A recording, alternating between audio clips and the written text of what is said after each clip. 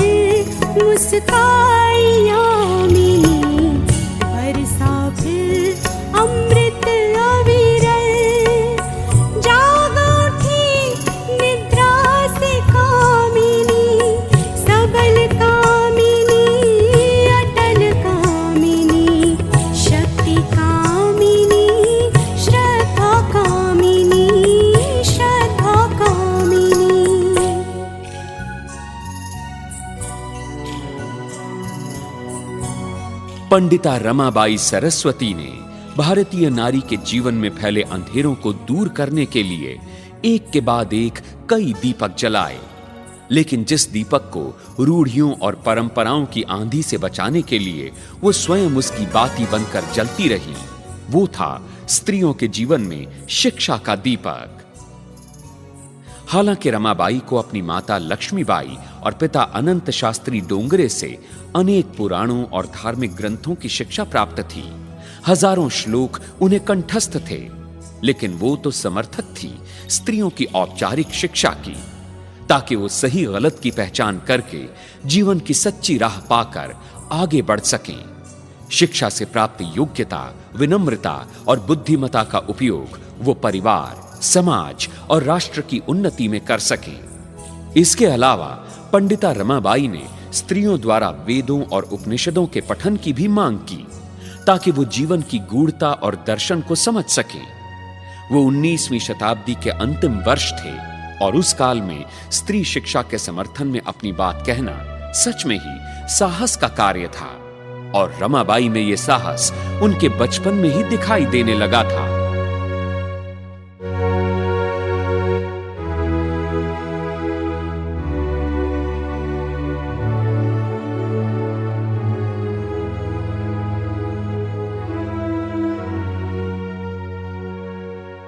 By, Rama बिटिया, कहाँ चली गई थी तू इस तपती दोपहरी में? क्यों बाई, कोई काम था मुझसे क्या? काम ना भी हो, पर इस तरह धूप में भूखी प्यासी रहकर विचरना क्या अच्छी बात है? तो क्या मुझे घर में बिठाकर तुम मेरी भूख शांत कर सकती हो बाई? जानती हूँ नहीं कर सकती। इस भीषण अकाल ने घर में रोज चूल्हा जलने की बात भुला दी है। देख, शायद तेरा दादा आज कहीं से 2 मुट्ठी अनाज ले आए। क्यों रमा? हाँ? कहीं तो अपने दादा की खोज में तो नहीं चली गई थी? बहुत चाहती है ना तू उसे? बाई, मैं तो उसी मंदिर वाली पाठशाला तक गई थी। क्या? तू फिर उधर चली गई थी? तुझसे कहा तो है कि पाठशाला केवल लड़कों के लिए ही होती है। पर आज तो वहाँ लड़के भी नहीं थे बाई। अरे कोई क्या खिलाकर अपने बालकों को पढ़ने के लिए भेजेगा? भूखे पेट तो भजन भी नहीं होता, फिर भूखे रहना तो एक बात होती है। अब तो मासूम बच्चों तक के पेट पीठ से जा चिपके हैं। बाई, जब वो पाठशाला फिर से लगेगी तो मैं वहाँ जरूर जाऊंगी। ना बेटी, पाठशाला का नाम भी मत लेना। 10 जात के बालक होते हैं वहाँ। व्यर्थ की छूत छात हो जाएगी, भ्रष्ट होना पड़ेगा। तेरे बाबा तो तेरी ये बातें सुनेंगे भी नहीं। बाई, मैं आखिर पाठशाला क्यों ना जाऊं? देखो, तुम चाहो तो मैं वहाँ से आकर नहा लिया करूंगी, तब तो कोई हर्ज नहीं है ना? रमा, मेरी बात मान। लड़की जात है तू, एक बार कह दिया तो तुझे समझ में आ जाना चाहिए। बाई, तू नहीं जानती बेटी, तेरे बाबा की मर्जी से मैंने भी तो कई संस्कार छोड़ दिए हैं। बाबा की मर्जी से? हाँ बिटिया, मुझे बचपन से ही उपवास नियम करने के व्रत रखने के संस्कार जो उत्तराधिकारी के रूप में मिले थे, परंतु तेरे बाबा का इन व्रत उपवासों पर जरा भी विश्वास नहीं।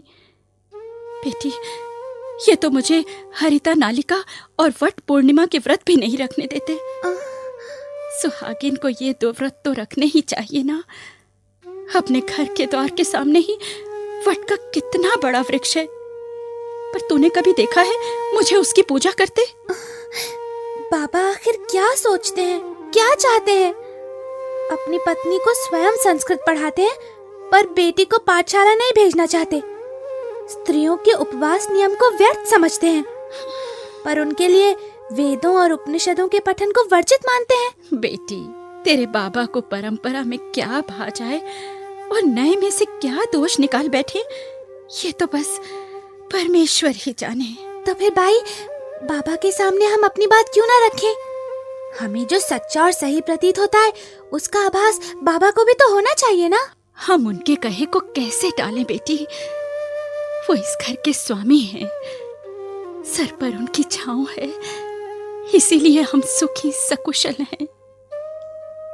वो मेरे सुहाग हैं, सर्वस्व हैं। मैं मानती हूँ बाई, पर एक बात तो बताओ, वट के तने से लिपटी लता उसी के सहारे से तो ऊंची होती है, पर उस लता का अपना रंग, रस और आकार होता है। वट की शरण में रहते हुए भी वो अपनी इन विशेषताओं पर उसे हावी नहीं होने देती। रमा, कहीं पर वाद विवाद प्रतियोगिता हो ना, तो तू उसमें अपने बाबा की तरह ही पारंगत सिद्ध होगी। पर फिर भी बेटी, तो जान ले कि तू पाठशाला नहीं जा सकती। रामायण महाभारत पढ़ लिया ना तूने, बस वही काफी है। काफी नहीं है बाई। रामायण महाभारत भले ही हमारे आदर्श हैं, जीवन की सच्ची राह दिखाने वाले पूजनीय ग्रंथ हैं, परंतु आधुनिक जीवन के व्यवहार में केवल इन्हीं के ज्ञान से सब काम नहीं होते। जानती हो बाई, उस दिन मैं पाठशाला की तरफ निकली तो लड़के एक सुर में पहाड़े याद कर रहे थे। पाव का पहाड़ा, डेढ़े का पहाड़ा, तुंठे का पहाड़ा बोल रहे थे। भाई, मुझे तो वो सब नहीं आता। कल को मुझे कभी हिसाब किताब जोड़ना पड़े तो कोई महाकाव्य या ग्रंथ काम नहीं आएगा भाई। तब मेरी समस्या ये पहाड़े ही सुलझाएंगे। हाँ, सुनो सुनो, घर में मुट्ठी भर अनाज हो तो दे डालो। अरे सुना या नहीं? आज तक कभी आज्ञा मानने में देरी नहीं हुई है। चलो दे डालो जल्दी। मैं आज तक आपकी हर आज्ञा शिरोधार्य करती रही। आप मुझसे आयु में 35 बरस बड़े हैं, पर मैंने कभी इस अंतर को भी घर गृहस्थी के पालन में आड़े नहीं आने दिया। गुरु शिष्य का हमारा संबंध रहा हो या पति पत्नी का, मैंने ना कभी आंख उठाकर देखा और ना कभी ऊंची आवाज में बोली। तनिक रुको, ये बताओ, ये तुम कौन से कथन विशेष के लिए भूमिका बांध रही हो लक्ष्मी? क्षमा चाहती हूँ स्वामी, मैं आज आपकी आज्ञा का पालन नहीं कर सकूंगी। घर में बकोटा भर अनाज तो क्या, कलछी भर अनाज भी नहीं है, फिर दूंगी कहां से? और फिर ये क्या बात हुई कि अपने पेट के जाए भूखे मर जाएं और हम दूसरों को बांटते फिरे? ऐसा भी क्या मुआ दान धर्म की भीख मांगने की नौबत आ जाए? आज तुम कैसे वचन कह रही हो लक्ष्मी? हाँ? आज तक हमने कितना कुछ खो दिया, पर तुम इस भावना से तो कभी नहीं बोली। सब कुछ ही तो चला गया, गया तो जाने दो। मुझे संपत्ति का मोह कभी था भी नहीं, परंतु आवश्यक वस्तुएं तो चाहिए ही ना। देखो, तुम खुद ही देख लो, ये मेरे तन पर फूटी गुड़िया भी है क्या? बिटिया के गले में माला के नाम पर एक भी लड़ी है क्या? 2-4 फुट कर गहने थे, सब वो भी दान कर डाले। भाई, मैं लाख मना करती रही, पर शास्त्री महोदय, आपने अपने स्वभाव के कारण सब देवाय धर्माय कर डाला। अब कम से कम अपने जायों पर तो दया दिखलाओ, अपनों पर भी तो कुछ कृपा बरसाओ। लक्ष्मी, तुम समझ नहीं रही हो। पिछले जन्म का फल तो इस जन्म में भोग ही रहे हैं। अब अगले जन्म के लिए तो कुछ पुण्य संचित कर लें। बाबा, आप ये पाप और पुण्य का कौन सा हिसाब लेकर बैठ गए हैं? क्या?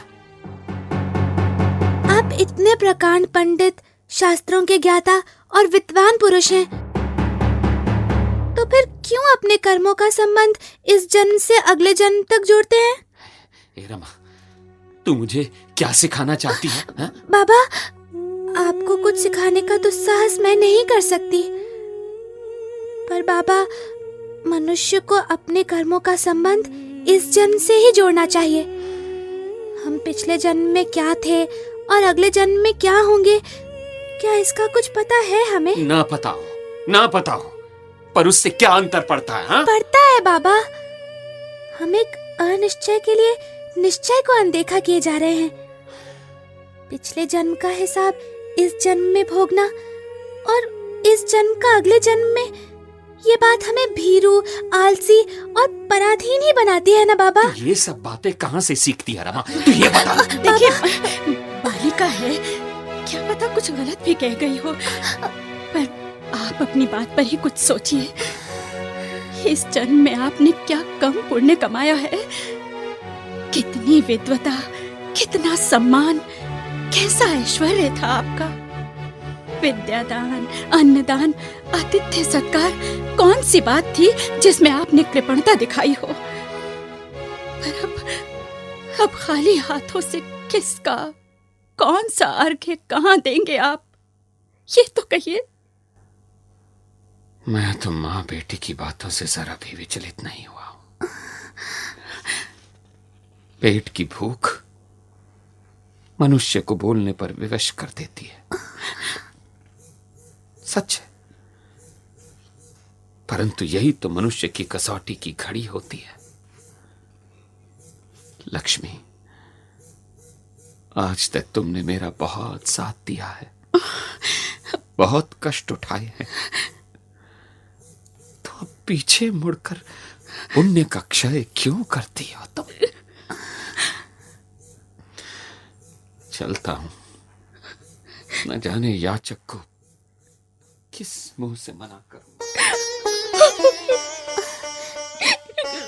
भाई, ए भाई, तू रोने क्यों लगी भाई?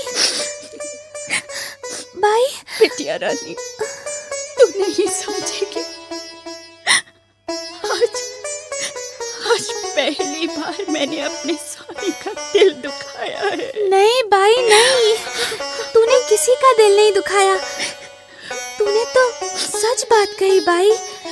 अपनों के मुंह से कौर छीनकर दूसरों के मुंह में डाल देना क्या पुण्य की बात है भाई? इसे त्याग कहेंगे क्या? मेरे विद्वान बाबा भी दान धर्म की सीमा को पहचान नहीं रहे हैं। और सच कहूं भाई, जो बात आज तू बोली ना, पता है वो तेरे दिमाग में कैसे आई? कैसे आई भला? मैंने औरतों की शिक्षा की बात जो बोली थी। भाई, तू तो बात करने भर से शिक्षित हो गई। तू तो बावली है रमा, बिल्कुल बावली।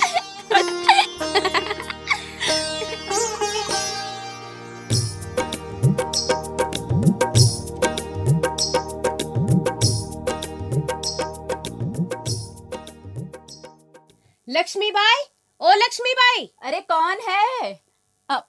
अरे बहना, अंदर आ जाओ ना। रहने दो, जहाँ खड़ी हूँ वहीं ठीक हूँ। तुम्हारी छोटी छोकरी कहाँ है? क्या किया उसने? रमा, ओ रमा। जी भाई। आहा, क्या रंग रूप है। ढंग तो देखो इसके जरा। 12 बरस की नार हो गई है, फिर भी लहंगे में घूमती है। अरे इस उम्र में तो लड़कियों का ब्याह हो जाता है। बहन, तुम कहो, तुम्हें कुछ काम था क्या? पूछ लो अपनी इस विद्वान पुत्री से ही। कहती है हजारों श्लोक याद हैं। क्या करना है उनका? चूल्हे में जलाने हैं क्या? परंतु बहना, तू ही बता रही छोकरी, कैसा आकाज किया है तूने? तू नहीं बोलती तो मैं ही बता देती हूँ। लक्ष्मी बाई, तुम्हारी इस छोकरी ने मेरा अपमान किया है। हाँ? दिन दहाड़े 10 जनों के बीच इसने मेरी इज्जत उतारी है। तो और क्या करती? तुमने अपनी बहू गोपी को कितना मारा है, तुमने मारा, तुम्हारे बेटे ने भी मारा। हाँ हाँ मारूंगी, चाहे जैसा बर्ताव करूंगी उसके साथ। तू कौन होती है मेरा हाथ पकड़ने वाली, मुझे खरी खरी सुनाने वाली? अरे तुम स्वयं ही कह रही हो बहना कि खरी खरी सुनाई इसने।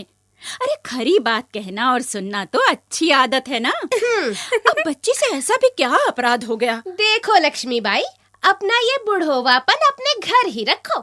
जवान लड़की घर में रख छोड़ी है, ब्याह नहीं गौना नहीं, कहते हैं पढ़ रही है। वाह जी वाह, क्या जमाना आ गया है।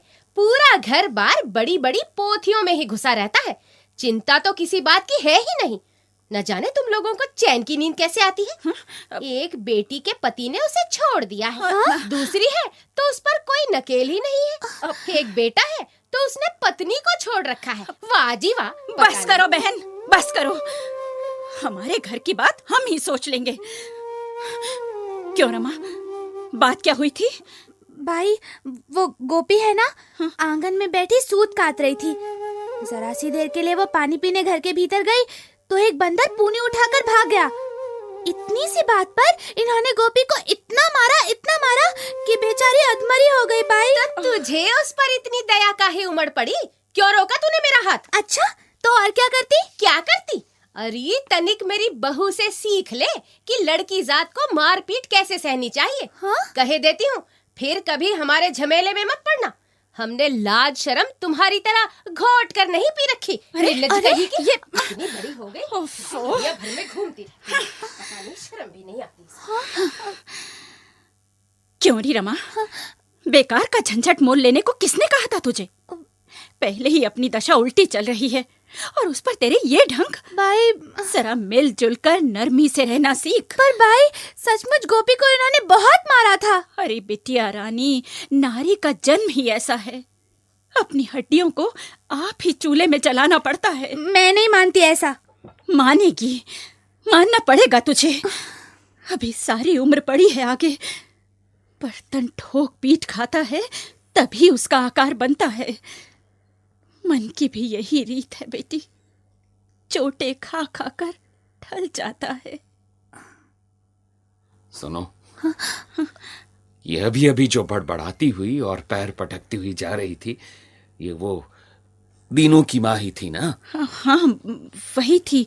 कहने आई थी कि सब सुन चुका हूं, सब सुन चुका हूं मैं। बस्ती भर में उसी की करतूत की चर्चा है। सच बाबा, मैंने कुछ नहीं किया। मैंने तो बस गोपी को पिटने से बचाया है। जानता हूं रमा, तूने तो उसे बचाकर अच्छा ही किया बेटी। हाँ? असल में इन दोनों माँ बेटे को अपनी बहू जरा भी नहीं सुहाती। हाँ। इसीलिए उसे पीटने और अपमानित करने के अवसर तलाशते रहते हैं। पर बहू तो इनकी पसंद की ही रही होगी, फिर क्यों नहीं सुहाती वो इन्हें? ब्याह के इतने बरस बीत जाने के बाद भी वो संतान पैदा नहीं कर सकी। यही कसूर है उसका। पर बाबा, इसमें उसका क्या कसूर? रमा, तुझे इन बातों का कुछ पता भी है? लक्ष्मी, रमा ठीक कहती है। देखो, संतान पैदा न होने का कारण पूर्ण रूप से शारीरिक है। किसी इष्ट का प्रकोप अथवा दुर्भाग्य इसका कारण नहीं है। और ये कमी पत्नी में ही नहीं, पति में भी हो सकती है। इसलिए सिर्फ पत्नी को ही दोष देना उचित नहीं है। ये बात आपने कौन से शास्त्र में पढ़ ली? तुम्हें याद होगा, अपनी वो तीर्थ यात्रा के दौरान हम नेपाल नरेश के अतिथि बने थे, याद है? हाँ, और वहां की पंडित सभा में मेरे व्याख्यान से वहां के एक प्रसिद्ध वैद्य बहुत प्रभावित हुए थे। हाँ हाँ हाँ, उन्होंने आपको भोजन पर भी आमंत्रित किया था। हाँ, तो उसी भेंट में उन्होंने मुझे ये बात बताई थी। इसी तरह उन्होंने और भी कई व्याधियों के वैज्ञानिक कारण, निदान और उपचार बताए थे। सच में उन्होंने बहुत अध्ययन कर रखा था। बाबा, अगर ये बात है तो फिर ये सच्चाई, ये ज्ञान हर परिवार को नहीं होना चाहिए क्या? हर स्त्री को इसके बारे में जानकारी नहीं होनी चाहिए? पर उससे होगा क्या रमा बेटी? बाबा, अंधविश्वासों और रूढ़ियों की पट्टी आंखों से हटेगी और गोपी जैसी अनेक स्त्रियों को ऐसे अनेक जुल्मों से छुटकारा मिलेगा। ठीक है, पर स्त्रियों को ऐसा ज्ञान मिलेगा कैसे और कहां से? शिक्षा प्राप्त करके बाबा, पाठशाला में जाकर, विद्यालयों में अपना नाम लिखवा कर। क्या बात करती है रमा? लड़कियां और पाठशाला में जाएंगी? बाबा, अपने किसी पूर्वाग्रह के वश में होकर नहीं, बल्कि निष्पक्ष ढंग से मेरी बात पर विचार कीजिए। ठीक है, पर पाठशाला में जाने का अर्थ कहीं लड़कियों का अपनी संस्कृति, संस्कार और परंपरा से विमुख होना तो नहीं होगा? इसका परिणाम कहीं उनकी शालीनता का पतन तो नहीं होगा? नहीं बाबा, अभी तक स्त्रियों को उनकी प्रतिभा से कहीं कम आंका जाता रहा है। उनमें तो ऐसी क्षमता है कि वो पुरातन और नूतन का बहुत ही सुखद जोड़ बिठा सकती हैं। पाठशाला में आधुनिक ज्ञान विज्ञान की बातें सीखें और वेदों व उपनिषदों के पठन मनन से जीवन के शाश्वत सत्य को समझें। क्या वेदों का पठन और मनन? हाँ। आदि स्त्रियों के लिए तो ओम के उच्चारण पर भी मना ही है। हाँ? व्योम संहिता में स्पष्ट लिखा है कि स्त्रियाणाम शूद्र बंधुनाम तंत्र ज्ञाने अधिकारिता एक देशे परोत्तोत्तु न तो ग्रंथ पुरस्सरम। अर्थात स्त्रियों को, शूद्रों को और कर्म ब्रह्म हुए ब्राह्मणों को वेदाध्ययन का अधिकार नहीं है। ऐसे लोगों को अधिकारी व्यक्तियों से श्रवण करके ही धर्म ग्रंथों का ज्ञान पाना चाहिए। क्यों बाबा? क्या ये लोग उस ईश्वर की संतान नहीं है? क्या ये उसी तरह इस लोक में नहीं आए जिस तरह बाकी लोग आए हैं? क्या इनका जीवन के सुखों पर कोई अधिकार नहीं है? बाबा, अगर अधिकार है तो इनके सभी अधिकार दूसरों के समान होने चाहिए। कहिए बाबा, क्या मैं कुछ गलत कह रही हूँ? बोलिए ना बाबा, बोलिए ना बाबा। बाबा,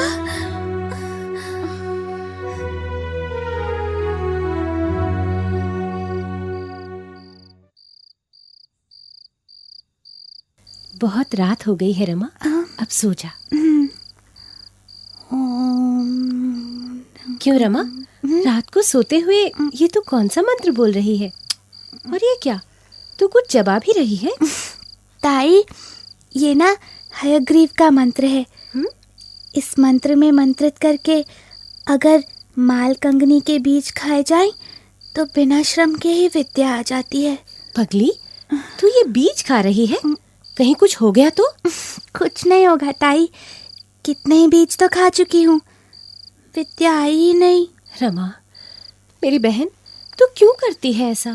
ताई, मैंने सैकड़ों मनौतियाँ मांगी कि भगवान मुझे लड़का बना दे ताकि मैं भी पाठशाला जाकर पढ़ सकूं, पर ताई, भगवान ने मेरी एक भी नहीं सुनी।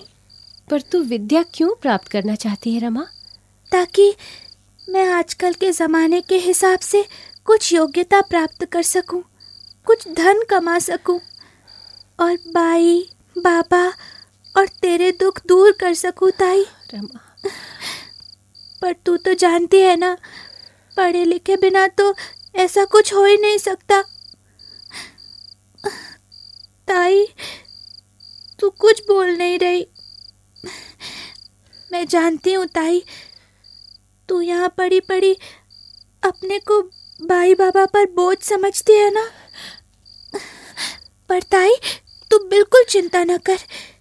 मैं कुछ बन गई ना तो फिर हो। ताई, तू तो रोने लगी। ताई, मैं जो कह रही हूँ क्या तुझे सही नहीं लगता ताई? रमा, मुझे तेरे लिए बहुत डर लगता है। तेरे बारे में सोचकर मुझे बहुत चिंता होती है बहन। ताई, अपनी बुद्धि का उपयोग करके अपने दुख दूर करने में कैसा डर? विद्या प्राप्त करके सक्षम बनने में कैसी चिंता ताई?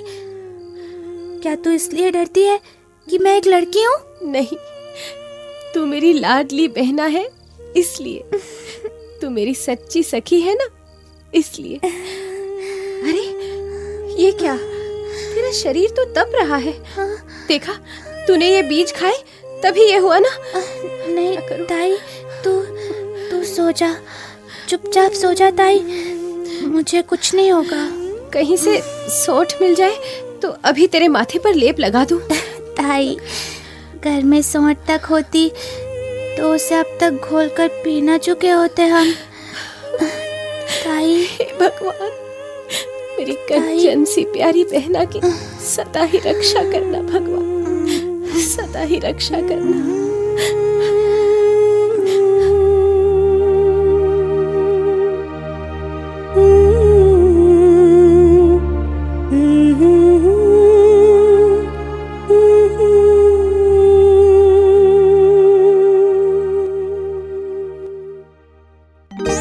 बालिका शिक्षा को लेकर पंडिता रमाबाई ने जो सवाल उठाए वो आज भी अपना जवाब तलाश रहे हैं। स्त्रियों को शिक्षित करने की जरूरत और महत्व से अभी भी हमारे देश के अनेक गांव और कस्बे अपरिचित हैं। रमाबाई ने कहा था कि अपनी बुद्धि का उपयोग करके हमें अपने दुख दूर करने चाहिए। तो क्या यह बुद्धिमता नहीं होगी कि हम अपनी बालिकाओं को भी पढ़ाएं, उन्हें शिक्षित करें, ताकि वो एक सुखी परिवार और समृद्ध राष्ट्र के निर्माण में अपनी भूमिका तय कर सकें। अभी आप सुन रहे थे रेडियो धारावाहिक ज्योतिर्पुंज पंडिता रमाबाई की दूसरी कड़ी। निर्देशिका अंजू गुलाटी, ध्वनि मुद्रक एंटनी, भाग लेने वाले कलाकार बाबला कोछड़, हर्ष बाला, दीपा रॉय और पल्लवी भारती। तो अगली कड़ी में फिर होगी भेंट। तब तक के लिए नमस्कार।